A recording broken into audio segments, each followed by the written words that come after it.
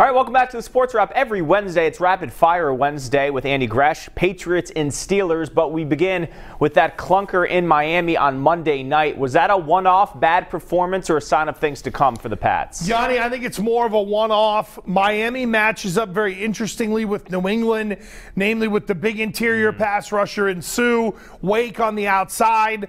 Let's remember, one of my keys on New England Nation was put them away early. 2 yards in the first quarter, tilted the field a little bit, sent the whole game plan into a haywire situation. So I think it's more of a, this was the mulligan they need through the back nine. And something we've seen from the Pats over the years. All right, some roster changes today. Marcus Cannon, the right tackle, on IR, done for the year. They officially signed Kenny Britt, and Gronk rejoins the team. Your thoughts on all three of those moves? Well, Gronk coming back. We expected, boom, get in, kid, let's go. In terms of Marcus Cannon, I'm surprised, Johnny, because I thought he was one of the guys they were sitting on to try to get right for the Steeler game. Obviously, that's not happening. And then Kenny Britt.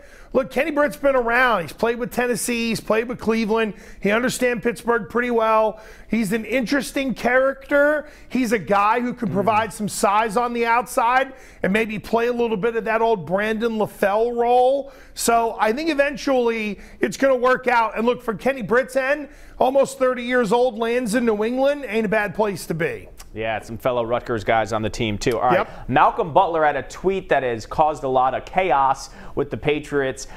Within 30 minutes of that game ending, he retweets a stat that shows the Patriots struggling against the blitz. Very un-Patriot-like.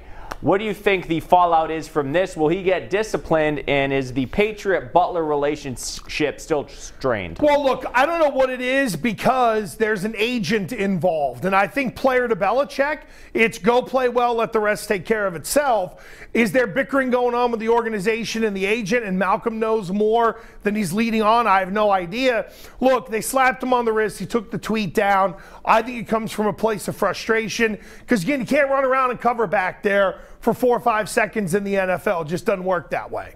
All right, Tom Brady, at 40 years old, had his worst game of the season in Miami. He struggled there historically, 7-9 now.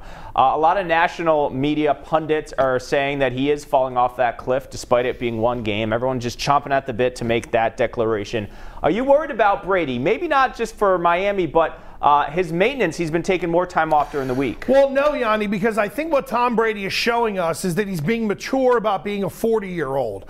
Look, the pinheads like Rob Parker and all the Nimrods on ESPN screaming, "Hey, going crazy about Tom Brady." Idiots. What do they know? They're just waiting for Tom Brady to fall off that cliff. And look, show me a 30-year-old quarterback with all the people running around him in Miami who would have performed as well as Tom Brady did. Quarterbacks don't like pressure. None of them do. But, Yanni, in terms of the maintenance, I think Brady is being very mature about it. Like most 40-year-olds, things got to change when you hit that number. Absolutely. All right, we didn't talk much about the Steelers matchup. We'll get into that more tomorrow. But from a macro perspective, they win, likely the 1 seed. They lose, they could fall as far as the 3rd seed, with Jacksonville having a tiebreaker there with the Patriots. How big of a game is this? Massive, because Jacksonville can get to 12, and it would be problematic with the conference record. This is everything. I do think, though, Yanni, off of what I mentioned about Cannon, I think in trying to get guys healthy, there's been a buildup for this game. So every resource they have available to them in terms of personnel will be used in this game against the Steelers. All right, good stuff, Gresh. We will see you tomorrow night, and we'll have much more from this Sports Wrap coming up right after this.